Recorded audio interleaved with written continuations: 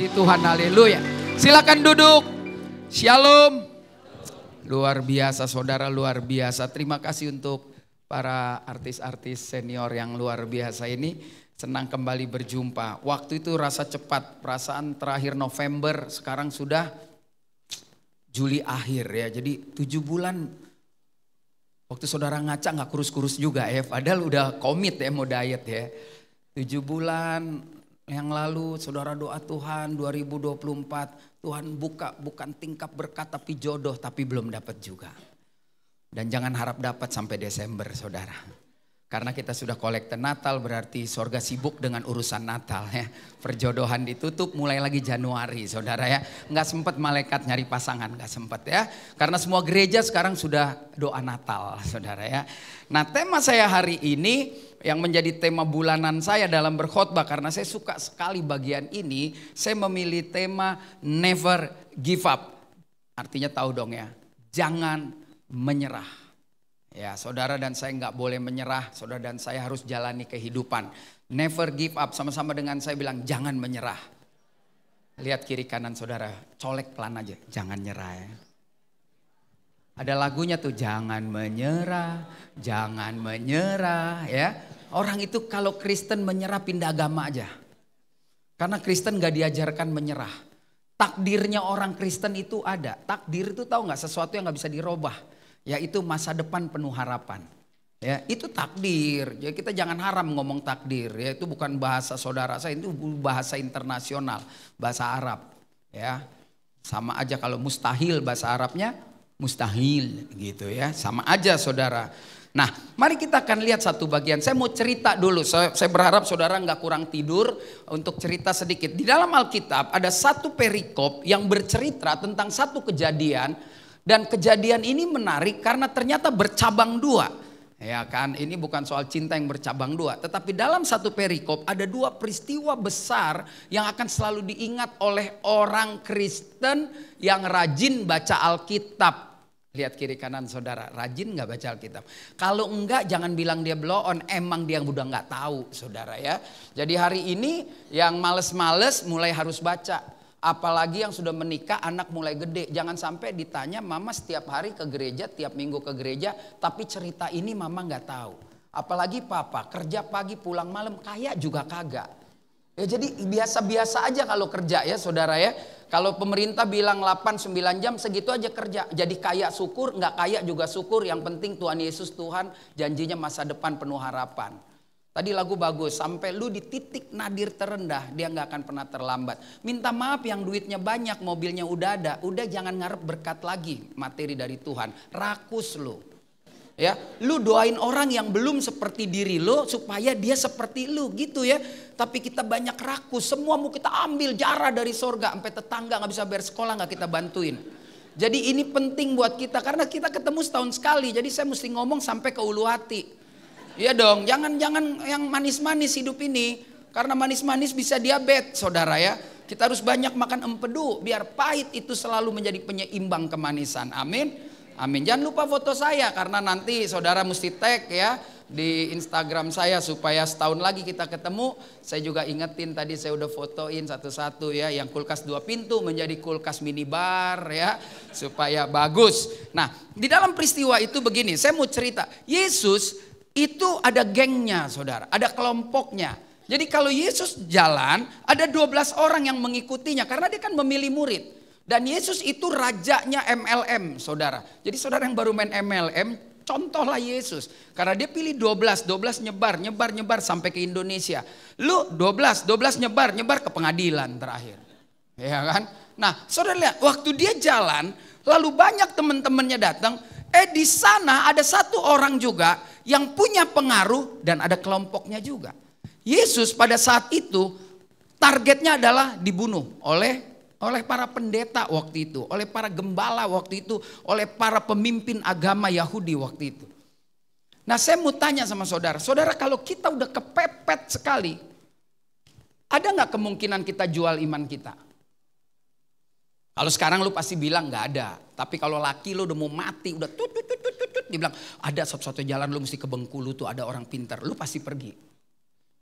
Ya kan? Ya sekarang aja lu lagi nyanyi gini lo, wah gue sih setia. Yang perempuan setia, laki 2 bulan gak kasih belanja juga mulai nanya, gue jodoh gak ya sama dia ya? Ya kan? Jadi ini penting buat saudara. Jadi ada orang yang sudah tidak punya pilihan karena anaknya sakit dan pasti mati. Seorang pemimpin agama Yahudi punya anak mau mati. Lalu dia pernah dengar cerita. Jadi gosip ini bukan sekarang aja. Zaman Yesus sudah ada gosip saudara. Cuma belum ada WhatsApp, jadi lama beritanya nyampe. Bisa 6 bulan. Jadi si bapak ini mendengar cerita ada anak muda yang bisa menyembuhkan orang ketika dokter bilang gak bisa apa-apa. Si anak muda ini punya iman yang teguh bahwa Tuhan yang dia sembah tidak mungkin dia hianati. Tapi ketika anaknya mau mati maka gak ada pilihan, dia berkhianat atas imannya sendiri. Orang itu namanya Yairus. Pernah dengar deh? Pak, pernah dengar? Gak baca Alkitab loh. Tapi dia hebat, biar gak baca duduk di depan, keren.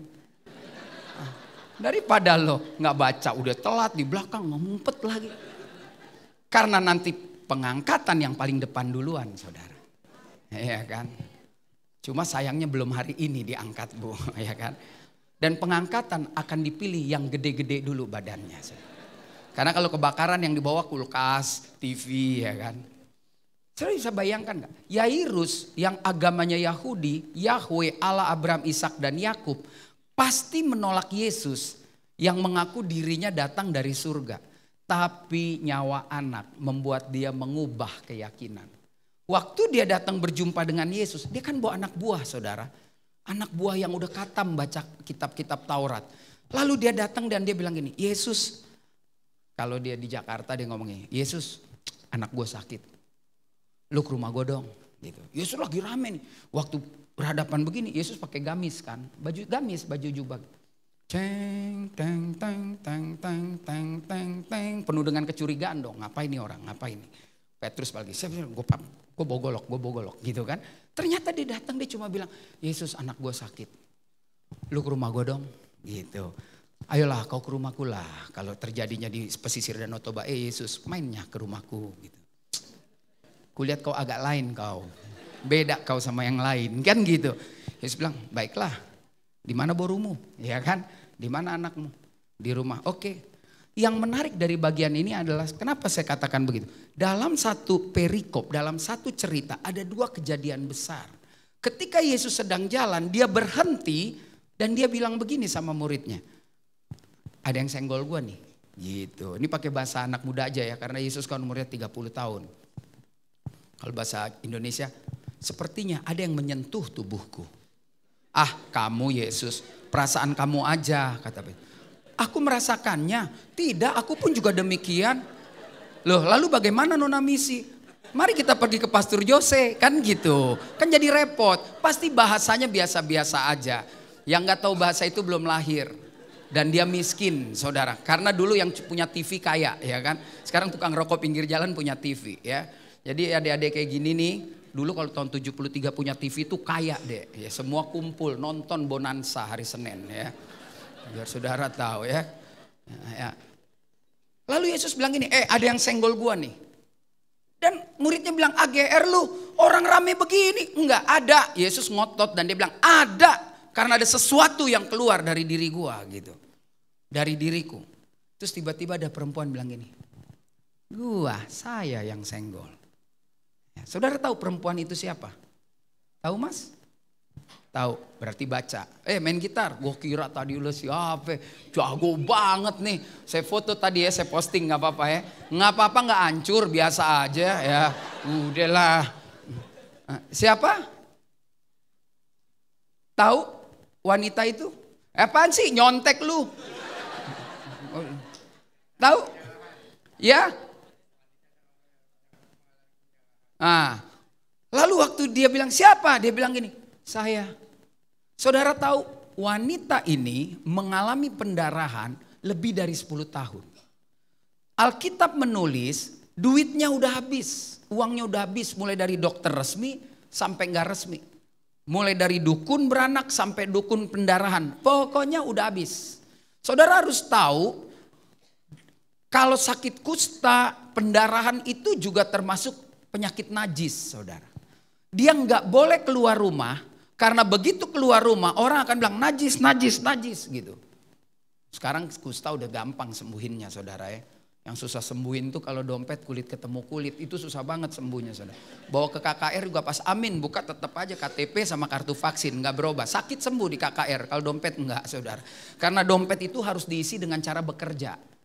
Ya kan, nah baru lo berdoa lah ya. Jangan berdoa nggak bekerja, nggak bisa juga.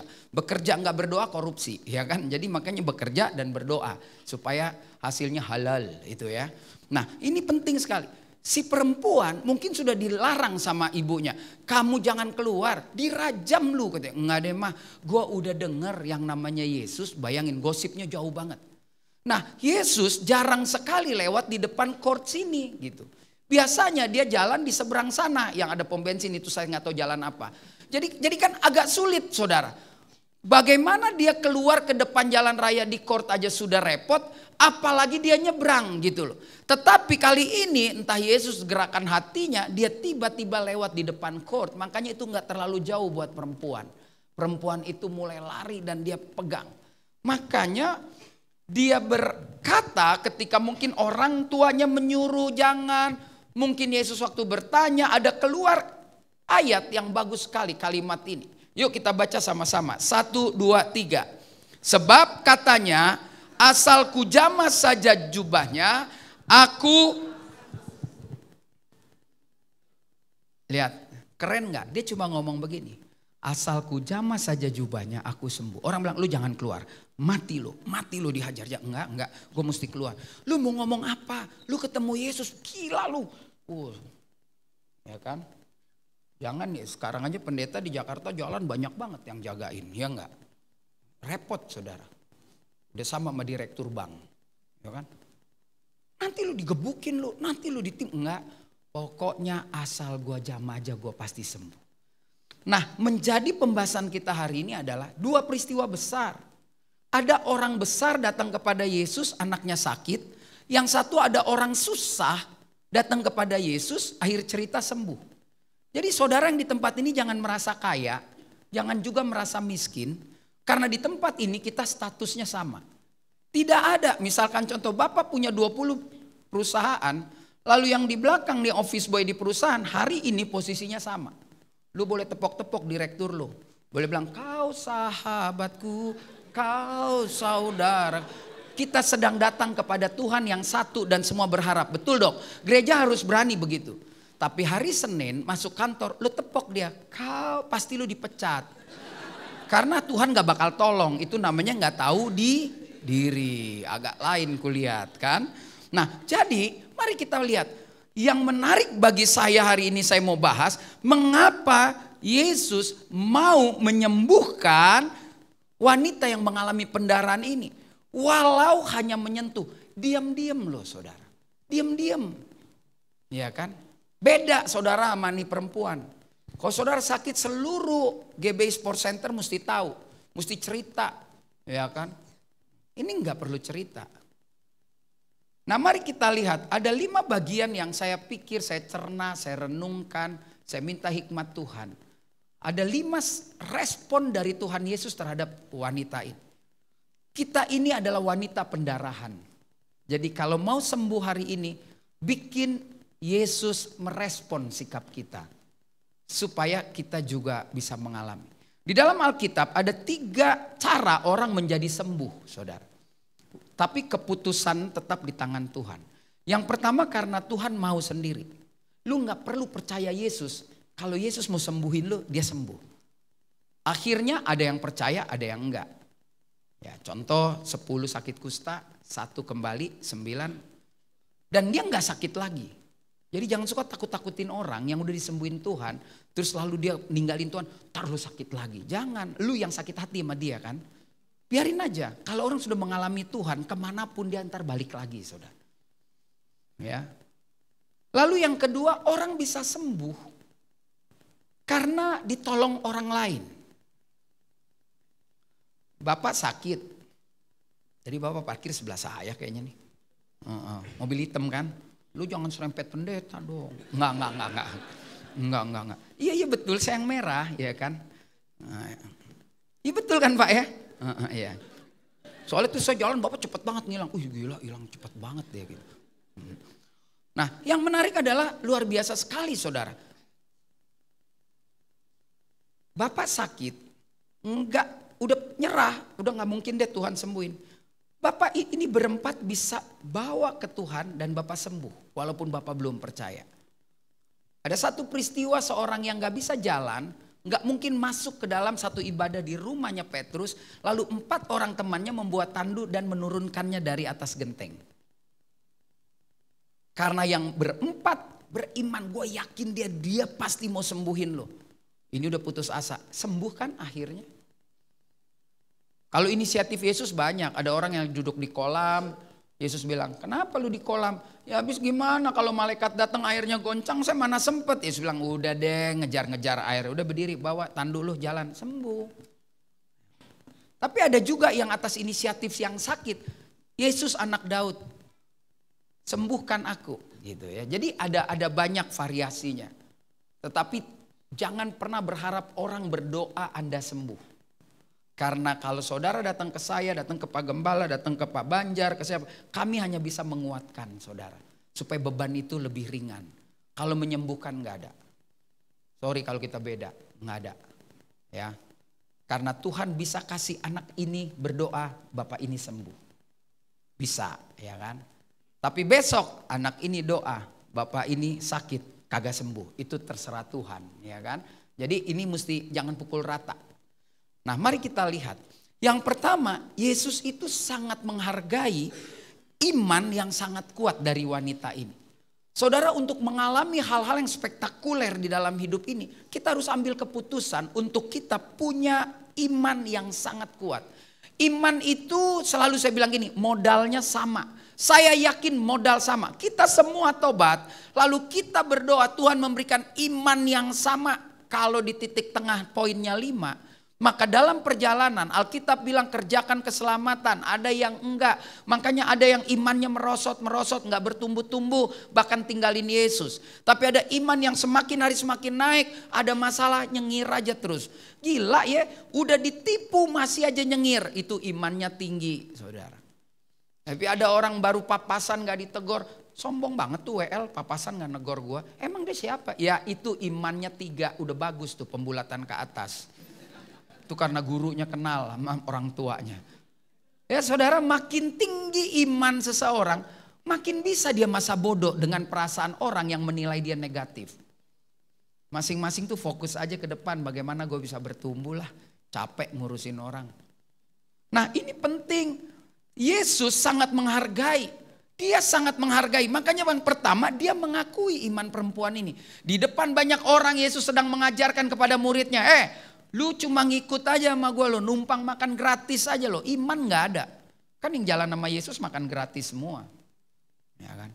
Mungkin orang banyak ini, kalian ikut cuma mau lihat-lihat mujizat nih. Saya menghargai perempuan ini.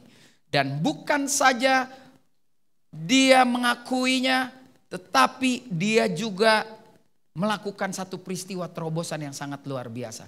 Gak perlu kelunuun, mujizat bisa terjadi. Jadi makanya 2 hal ini, Yesus menghargai dan mengakui iman wanita tersebut. Yesus menghargai dan ada respon terhadap iman itu. Jadi hari ini persoalanmu seberat apapun tidak mungkin seberat dari perempuan ini. Persoalan kita lebih banyak kita yang ciptakan saudara. Pinjam duit gak bisa bayar. Kok gak ada kasih karunia Tuhan? Bayar dulu baru ada kasih karunia dirasakan ya. Selingkuh, salahin istri. Ya habis dia gak pernah ngerti perasaan gue. Emang lu gatel pak. Nah udahlah jangan banyak ngomong lah ya. Maaf ya, ketemunya kan masih tahun depan lagi. Lu dendam setahun aja sama gue gak apa-apa. Ya. Ini kita mesti tahu diri lah ya. Apalagi udah tua, udah umur udah gocap ke atas. Sadar-sadar dikit lagi dipanggil ya enggak. Ya. Nah yang kedua yang saya pelajari ini nih. Yuk kita baca 1, 2, 3. Tuhan Yesus ingin memperlihatkan besarnya belas kasihan kepada wanita. Jadi orang-orang yang berharap kepada Tuhan gak akan pernah dikecewakan.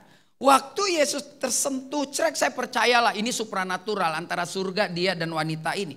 Tetapi yang pertama dia menghormati dan menghargai usaha perempuan ini. Dan yang kedua jelas dia mau memperlihatkan kasihnya dengan memberikan belas kasihan kepada perempuan ini. Belas kasihan Tuhan Yesus berlaku bagi orang yang datang kepadanya. Jadi hari ini kalau kita datang kepada Tuhan Yesus, belas kasihannya turun. Saya orang yang suka menentang gitu kalau ada orang datang cari pendeta, Pak doain tumpang tangan biar saya punya kuasa. Enggak ada. Saya selalu meyakini kalau saya berdoa, saya tumpang tangan kah apa, saya hanya bisa menguatkan iman saudara. Karena semua keputusannya ada pada diri sendiri saudara. Jangan jadi bayi sebagai orang Kristen. Buat terobosan-terobosan yang luar biasa. Itulah sebabnya belas kasihnya tidak dibatasi dengan cara mendekatinya. Ternyata setelah saya renung-renungkan, mau datang kepada Yesus, mau pakai cara apapun Yesus terima. Ya kan? Nggak perlu. Lu kalau mau memuji Tuhan, lu mesti ketemu pemain keyboard lu. Biar didoain dulu. Biar tangannya enteng Pak. Oh Kristen-Kristen bodoh tuh ada tuh kayak gitu. Ih Bapak diberkati doain dong Pak. Supaya tangannya enteng. Banyak yang bodoh-bodoh. Sekarang jangan, pinter ya Pak. Pintar, perempuan ini mengajarkan kepada saya bahwa kalau datang kepada Yesus, lihat, nggak ada cara yang paling benar menurut seseorang. Hati kita nih, di dalam hidup manusia ada titik yang paling kecil, paling rawan, yaitu namanya hati nurani. Jadi kalau orang bohong, dia enak aja, tetapi kalau dia diam dan dia masuk pada titik terkecil itu, dia tahu dia bohong atau tidak. Ya. Apalagi kita nih, kami nih kalau orang Batak udah tahu salah, berantem tega loh. Padahal dia yang salah, dia marah terus. Bingung kan? Ngeri loh orang Batak kalau marah. Nggak marah aja ribut serumah, ya kan? Sorry ya yang orang Batak ya, saya cuma pakai contoh orang Batak karena saya orang Batak. Kalau pakai suku lain disomasi. Sekarang apa-apa somasi terus. Dulu gue nggak kenal si somasi siapa, sekarang jadi tahu ya. Yang ketiga, Yesus ingin memperlihatkan besar kasihnya. Kenapa saya ingin katakan? Dari poin pertama, dia sangat menghargai dan menghormati orang ini. Sehingga belas kasihan saya nggak bisa ditahan. Tumpah terhadap perempuan ini. Hebat ya saudara. Lihat kiri kanan saudara, bilang, kita datang kepada Tuhan. Bilang sama emaknya. Nggak kurang ajar anak kecil ngomong gitu sama mamanya. Mama kita datang kepada, oma ya, Popo, iya bilang Po datang pada, jangan-jangan Popo lu masih kecil udah Kristen, dia dulu mungkin seumur kamu masih nyembah Puun. Dari kecil udah Kristen Po, udah, oh bagus berarti main sama Belanda ya dulu kan, zaman sekolah Belanda, kalau sama Jepang pasti kan dia nggak Kristen ya kan. Nah oleh karena itulah kita sudah belajar hari ini dua bagian penting. Dari satu perikop ada dua peristiwa. Yang ketiga, apa sih yang membuat Yesus jadi mau berbagi kasih? Yuk kita baca 1, 2, 3. Tuhan Yesus ingin mengajarkan bahwa iman yang besar dapat menyembuhkan. Iman yang sejati dapat membawa kesembuhan dan keselamatan. Dan yang kedua yang penting ini adalah iman yang dalam dan tulus, serta saya pakai di sini tindakan fisik akan mengalahkan manusia. Tindakan fisik adalah dia bukan hanya tidur di rumah berdoa, tetapi dia keluar, itu tindakan fisik. Saya hanya ingin kasih tahu, kalau kita beda jangan pernah bilang saya sesat, karena saya takut engkau yang tersesat selama ini. Kalau kau sakit ke dokter Bapak Ibu, dengar baik-baik tuh. Dan kau berdoa. Saya kurang setuju banyak pendeta tuh, apalagi gembala-gembala muda bilang, kalau sakit gak perlu ke dokter, kita berdoa dalam nama Yesus. Itu gembala umurnya 40. Tak kalau udah 60 gue mau tahu, suruh temu gue sini. Bos lari yuk, gue ada asam urat, katanya Yesus. Ya enggak, saya 58 nih udah tua, jalan masih oke tuh. Jangan-jangan 2 tahun lagi, bentar Ada yang udah naik tangga nyicil, Oma udah nyicil kan naik tangga. Nah, kalau Kristen nggak boleh nyicil dong. Kalau Kristen mesti sama, kan kacau nggak? Saudara kalau sakit ke dokter, saudara berdoa, Tuhan obat ini berkati. Tuhan kalau saya ketemu dokter kasih yang punya hikmat. Iman belum sampai seperempuan pendarahan, darah Yesus. Kalau sakit katanya minum air putih terus, busung lapar bos. Tindakan fisik dia lakukan. Dia pergi ke dokter. Mujizat itu terjadi itu seperti lagu, saat titik terendah. Saudara jangan harap mujizat deh kalau saudara sehat, masih bisa sekolahin anak. Apalagi sih yang lu mau? Mujizat itu selalu terjadi kalau kita udah gak berdaya. Yang namanya mujizat itu kita udah di pinggir jurang mau jatuh. Jadi jangan ada seorang janda misalkan 40 tahun lalu dia kesaksian di sini dia bilang saya mengalami mujizat Tuhan dari hari ke hari 40 tahun saya nggak pernah telat makan, kucing juga makan. Orang nggak percaya Yesus juga makan, betul nggak? Di Cungko sana nggak percaya Yesus maju tuh bisa bikin mobil listrik. Iya apa ayo kalau saudara mau ngomong itu kita nggak perlu punya agama dong. Di Rusia nggak percaya Tuhan juara bikin apa-apa. Kita percaya karena kita tahu ada hal yang kita nggak sanggup, yang sanggup Tuhan buat. Kita percaya karena kita yakin, gue nggak mau cuma hidup di bumi ini. Kalau gue mati, gue tahu gue kemana, kan begitu. Tapi selebihnya, kalau kita bekerja, ada tindakan fisik ya ada hasil dong. Jauh sebelum Yesus datang, dibilang kan jelas, belajarlah dari semut yang mau kerja. Ya, bangun pagi-pagi kerja. Tapi jangan lewat pulang jam 5, jam 6 Pak. Ntar lo ke karaoke nunggu macet. Sama istri kalau pulang jam 7 gak ramah. Di karaoke jam 7, Mbak tolong dong Coca-Colanya. Thank you ya. Sama yang begitu thank you. Ma bininya gak ada teh nih. Dikasih tehnya ya udah dia nonton aja bulu tangkis olimpiade. Lucu kita lebih ramah sama istri orang daripada sama istri sendiri. Kenapa begitu ya? Gue contoh nih orang Batak nih. Orang Batak kalau pesta, maaf ya, gue contohin aja nih. Kalau pesta suami istrinya udah gede gitu kan pakai long torso gede. Jalan gitu. Terus kalau dia duduk pesta nih kan, makan kacang aja kerjanya. Terus tiba tuh kalau orang Batak tuh kelebihannya nggak ada yang miskin terlihat di situ. Karena kalau nyanyi semua nyawer. Gayanya sok banget. Pohon pinang tumbuh sendiri. Kasih jos goban loh. 20 pas duduk bininya. Yaelah listrik kemarin bunyi tit tit tit kagak ngisi.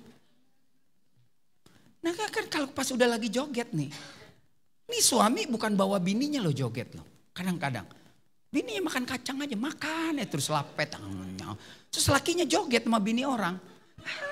Lucu-lucu sih. Terus bininya bilang, laki lu ngaritik. Dia bilang, gila lah emang laki gua gitu. Saya bingung, dia disuruh joget sama bini orang. Bukan sama dia gitu. Jadi saudara mesti ngerti itu. Jadi kadang-kadang ada yang aneh-aneh dalam hidup kita. Lalu kita mau sok beriman seperti wanita si pendarahan. Repot. Saya cuma bilang tindakan fisik dibutuhkan. Ya kalau cuma bersin-bersin 3 kali mah udara kotor lah. Masa lu kalau udah tahu kaki bengkak apa ginjal, darah Yesus, darah Yesus, darah Yesus. Emang lu pelit gak mau cuci darah? Lu ganti darah Yesus. Nah dalam proses baru bisa ada dong mujizat. Betul dong, lagi diperiksa dokter kasih obat. Bu gak bisa, ibu udah stadium akhir, ini berat nih kayaknya begini. Tahu-tahu sembuh. Tapi kan ada usaha untuk itu. Ya ada juga yang gak usah sembuh, berapa sih gitu. Dari sekian banyak yang bisa kasih karunia Tuhan seperti maukah kau sembuh? Dari sekian banyak nih mukanya yang gue lihat nih. Kayaknya gak ada. Pendeta sombong banget. Ada. Tuhan itu baik. Mujizat itu ketika tadi pagi kamu bangun. Dan kamu masih percaya Yesus itu mujizat. Mujizat terbesar itu bukan fisik sembuh. Tapi tetap setia sampai mati itu mujizat. Karena apa yang gak kita lihat, kita percayakan, itu mujizat namanya.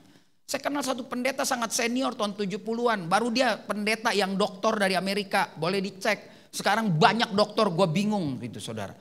Ya kan, benar dari Amerika, begitu pulang Indonesia heboh. Ada pendeta doktor, hebat. Dia cuma bilang begini, mujizat paling besar, saya ingat tuh saya masih remaja. Kalau kau tetap setia sampai mati, itu mujizat paling besar. Kalau yang lain-lain ini itu mah cuma ngikut-ngikut aja. Sakit sembuh setan bisa bikin sembuh. Setan juga bisa loh saudara. Ya kan? Tapi kalau kau bilang Yesus tetap Tuhan sekarang sampai selama-lamanya itu luar biasa. Ya. Oleh karena itu yang ketiga kita lihat dia mau mengajarkan kalau iman yang besar itu tidak akan pernah sia-sia. Yang keempat yang perlu kita lihat saudara, ibadah berikutnya jam 11. Sekarang jam masih lama, so sibuk banget. 11 kurang 3 menit juga bisa keluar, masuk lagi. Gak usah buru-buru lah.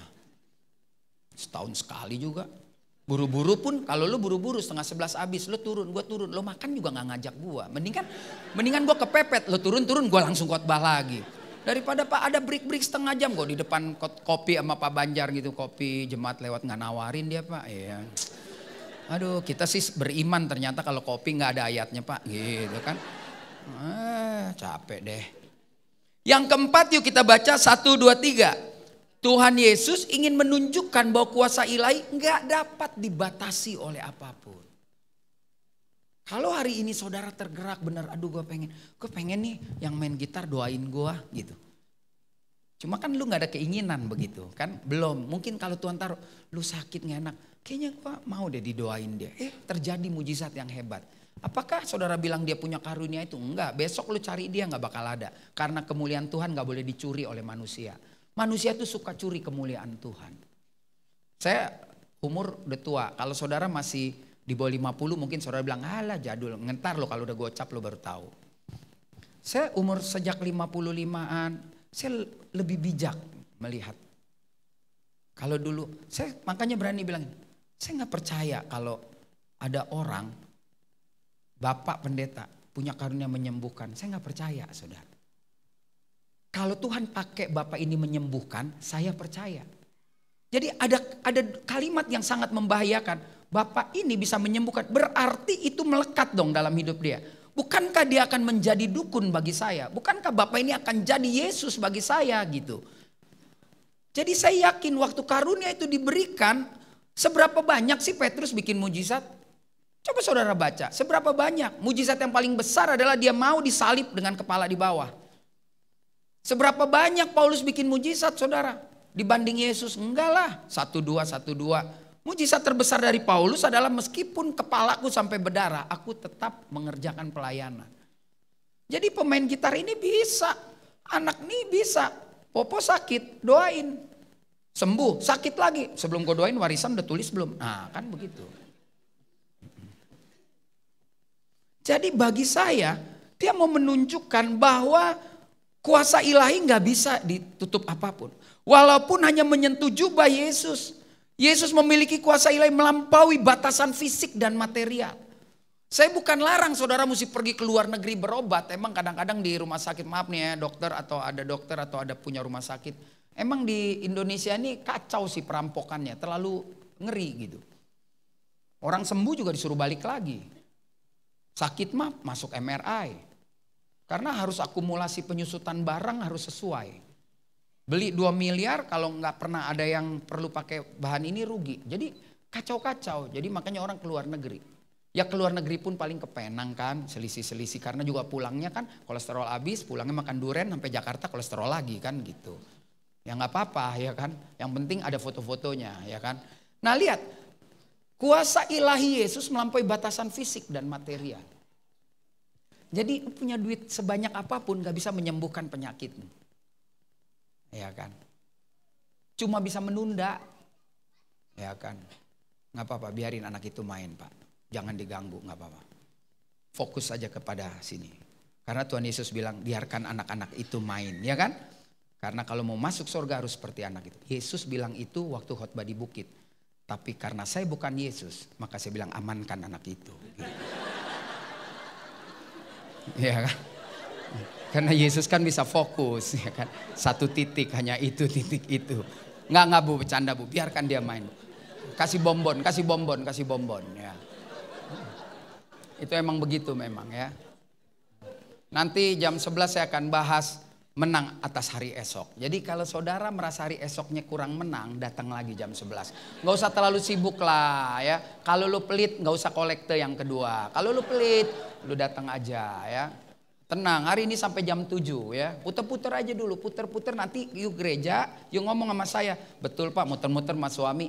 Nggak ada belanjanya Pak, brosur doang. Nah itu emang karakter laki lu, ya kan? Ya, walaupun hanya menyentuh jubah, kuasanya sembuh. Saya nggak pernah larang orang ya mau melakukan apa yang Yesus lakukan. Tetapi jangan memanipulasi bahwa lu bisa melakukan seperti apa yang Yesus lakukan. Saya bukan orang yang anti dengan mujizat. Saya percaya mujizat masih ada. Tapi banyak kali jemaat ini karena nggak baca Alkitab, nggak mau belajar, gampang dibawa ke kiri, gampang dibawa ke kanan, betul ya? Kalau saya tiba-tiba saya ambil selampe, saya bilang, saya kemarin sembuhin orang, lu bisa pada maju lo pegang selampe gue. Blow on kan? Ya serius nih saudara, saya mesti ngomong gitu kan. Dia sering lihat di YouTube di mana. Bukannya Tuhan nggak bisa bekerja di situ, tapi jangan blow on amat jadi orang Kristen. Jadi Kristen yang baca Alkitab, merenungkan tiap hari. Jangan pindah gereja sono, gereja sini, pusing. Kalau saudara udah di sini terus, supaya bertumbuhnya tuh jelas gitu. Nanti jam 3 lu pergi ke sana, nanti lu pergi ke sana, di sana gila lu ada orang mati hidup. Kok gereja sini nggak ada yang mati hidup? Jadi lucu gitu loh saudara. Kalau di sini matiin yang hidup kalau perlu, ya kan? Maksudnya rohaninya yang mati kita hidupin, ya gitu kan? Kadang-kadang ada orang yang, wah kalau di sana enak nyanyinya di sana. Kalau di sana jangan. Saudara kalau udah bergereja di sini 21 tahun nih nanti, ada nggak orang yang 21 tahun di sini? Mungkin yang 15 tahun. Mau ngapain lagi lu pindah gitu? Lu udah bertumbuh di sini, udah di sini aja. Peti mati lu keluar dari sini. Ya kalau perlu belum mati lu bilang, Pak Banjar jadwalin ya siapa yang mau nanti mau kuburin gua. Belajarlah jadi orang yang setia supaya saudara nggak diombang-ambing oleh banyak pengajaran. Ya kan? Apa ya Pak Yohanes kalau khotbah nggak pernah buka jas lempar-lempar. Jas udah diskon aja tiopwa lo. Gila lo jas lempar-lempar. Kalau Tuhan mau nyembuhin nggak perlu atraksi seperti itu. Merayap-rayap, Allah gue senggol aja gue sembuh. Nanti ini pulang sampai rumah merayap-rayap deket suami. Papa, kalau kita mau Tuhan bisa ubah. Ayo papa merayap-rayap papa gitu. Papa keras hati kali, belajar dari si perempuan ini. Lalu yang kelima saudara, Yesus ingin menghormati kerendahan hati dan ketulusan wanita ini. Ketulusan dan kerendahan hati adalah sikap yang dihargai oleh Tuhan. Penghormatan Tuhan Yesus kepada wanita itu berakibat terjadinya kesembuhan. Nah sekarang kita balik nih saudara. Kalau saudara nanti sampai rumah baca, awal cerita Yesus jalan dari sana.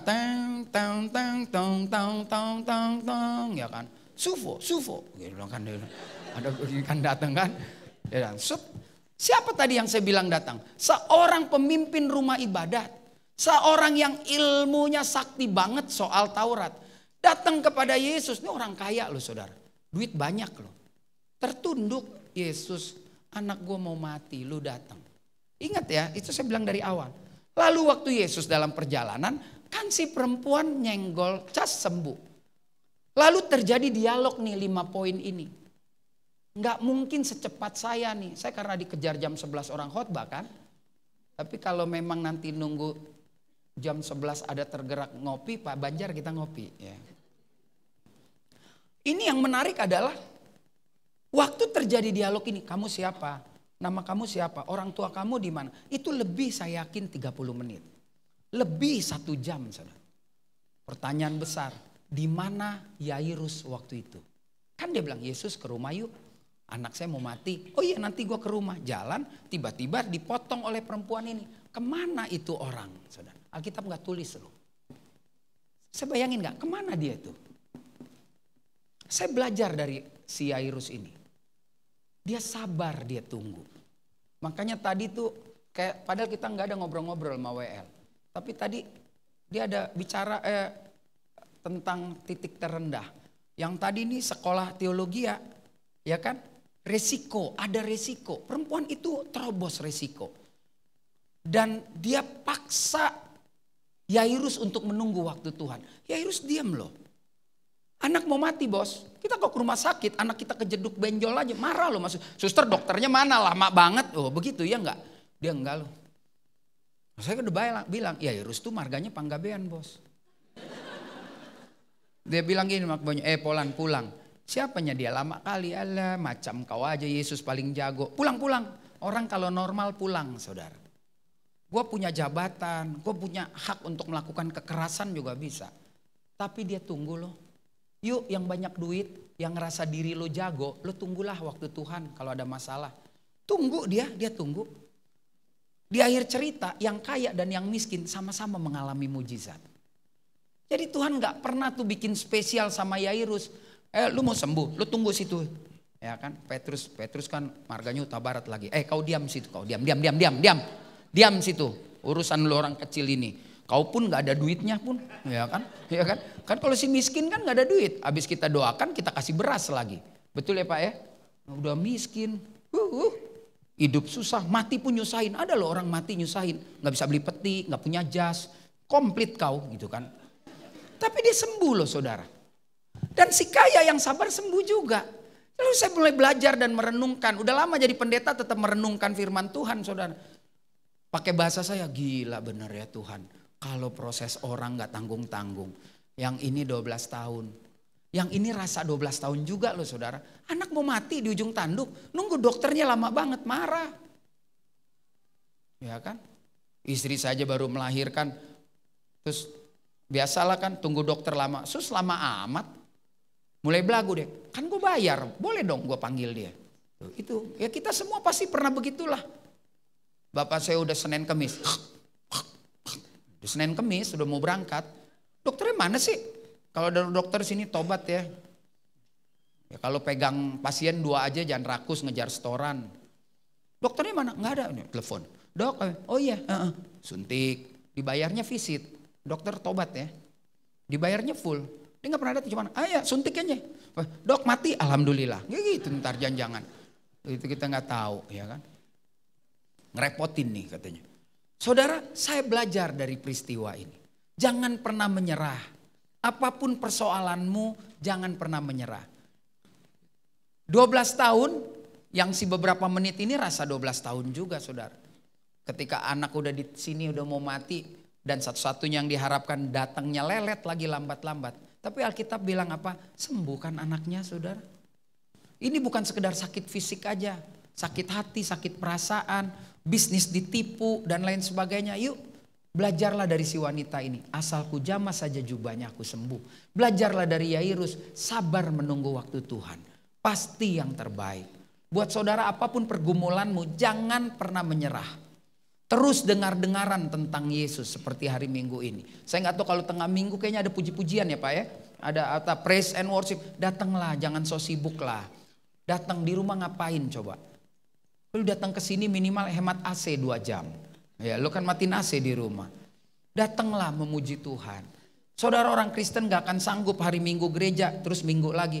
Ada 6 hari yang sangat bahaya. Itu hari kegelapan saudara. Saudara harus ada minimal break di tengah untuk kembali merecharge. Strum. Orang lama dulu. Handphone harus di strum. Orang lama tuh strum. Kalau anak ini kan charge. Strum tahu deh. Strum. Dia mati ke strum. Orang dulu. Dia mati ke charge. Gimana ke charge? Iya kan? Handphone dong. Jadi bagi saya hari ini kita belajar. Jangan pernah main-main. Mungkin saudara pernah dengar cerita tentang ini. Biarlah ini memperkaya hidup saudara dan saya. Datang kepada Yesus. Segala persoalanmu saya yakin tidak ada yang lebih berat dari perempuan ini. Jadi kalau saudara bilang ya Pak berat Pak istri saya. Enggak lah udah terima aja. Dari pacaran tukang gosip orang lo kawinin terimalah. Sampai dia mati pun titik terendah dia akan tetap gosip. Nikmati aja. Nikmati aja ya enggak. Kalau diomongin bini tangga. Bini lo kalau ngomong iya gue udah tahu. Dia tukang gosip aja anak 4 gimana diem gitu. Ya, jadi ini penting saudara. Laki lu tuh udah gue udah nikahi dia terimalah ya. Iya nggak apa-apa deh terus deh ya. Nah, jadi bagian ini sangat luar biasa. Gue rasa emaknya udah mau belanja. Pendeta kelamaan dia cubit. Aca. Ya. Bercanda bu. Karena dia nyubitnya nggak kayak zaman emak saya. Bu kalau nyubit anak jangan tebel bu. Emak gue dulu kalau cubit tipis doang kulit ari tapi diem loh. Gitu. Kalau gue ke proyek Senin minta beliin mobil-mobilan, beliin mobil, dia deket doang, diem langsung. Ibu terlalu tebel, jangan ambil lemaknya bu. Karena kalau kulitnya tuh digoreng juga kerupuk kulit 75 loh mahal ya. Jadi hari ini kita akan belajar dari 5 bagian menjadi 3 poin besar. Yuk kita baca saudara ya. Yang pertama, yuk miliki iman yang kuat serta percaya pada kasih dan belas kasihannya pada kita. 2, besar agar mendatangkan kuasa ilahi yang tidak dapat dibatasi oleh apapun. 3, sikap yang tulus dan rendah hati maka akan mendatangkan penghormatan dari Tuhan. Beri tepuk tangan yang meriah buat Tuhan.